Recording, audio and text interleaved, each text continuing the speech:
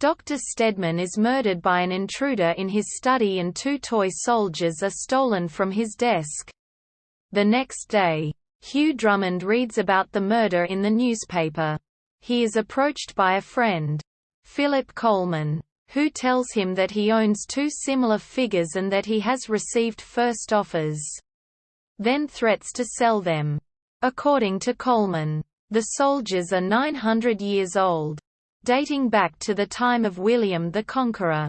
Coleman leaves the 2 painted lead figures with Drummond for safety and asks him to look into the affair. To flush out whoever is trying to get the figurines, they plant a press story that Drummond has bought them from Coleman. When a woman, who introduces herself as journalist Estelle Gaudet, visits Drummond's apartment, she recognizes the right figures out of a collection that Drummond has assembled on his mantelpiece.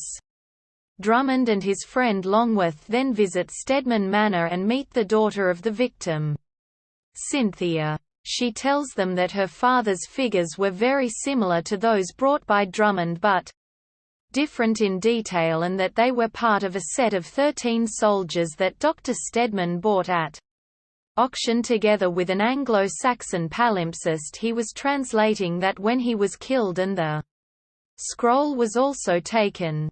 Dr. Stedman was convinced that the statues were exceedingly valuable and he received an offer to buy them from a man called Vane. Vane offered a multiple of what Stedman has paid and left very angry when rejected. Drummond and Longworth follow an invitation by Ms. Gaudet. While they are there, Vane breaks into Drummond's apartment and steals the 2 soldiers. Coleman and Seymour, another friend of Drummond's, shadow him to a Soho flat. Seymour fetches Drummond and they return to Soho. Drummond and Longworth go up. A knife is thrown at them and they find Vane dead and the soldiers missing. The next day, Drummond and his friends are at Inspector McIver's office when Miss Stedman identifies the dead man as Vane. Drummond visits Gaudet and tells her that he smelled her perfume at the Soho flat. He searches her place and finds the palimpsest she admits to working for Vane, who was a collector who owned the other soldiers. Drummond next shows the palimpsest to Miss Stedman in the presence of Coleman. He tells them that he has done research on the soldiers. The figurines show the 13 last leaders of the Anglo-Saxons before the Norman conquest before being defeated. King Harold hid his treasure at a manor near London and had the parchment with a map and instructions written, whilst the figures served as the cipher key to find the hiding place. After the Battle of Hastings, the soldiers were dispersed. Monks overwrote the parchment and the original writing was only rediscovered by Dr. Stedman. Drummond, Cynthia Stedman and Coleman go to the spot shown on the map. The current house dates to King George I and is occupied by an antiques store.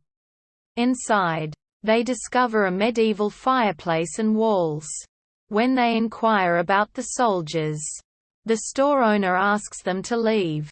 Later, Ms. Gaudet visits Drummond and threatens him with a gun, demanding the palimpsest she admits to being the daughter of the shopkeeper, Mr. Prager. He owns the other 9 soldiers and wants the 4 others and the palimpsest Prager and his daughter hired Vane to find them but were horrified when he killed Dr. Stedman.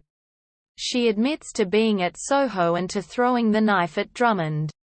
Ms. Stedman comes to the store with the parchment, shadowed by Seymour and Longworth. They wait outside and meet Ms. Gaudet, Prager and Drummond when they arrive.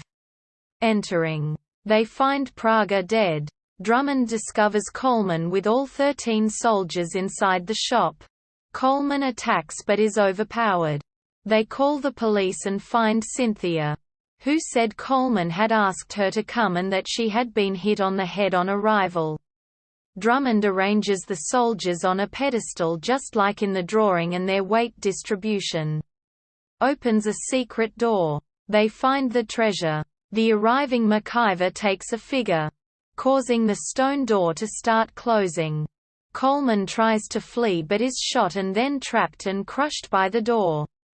The others manage to leave the secret room when the figure is replaced.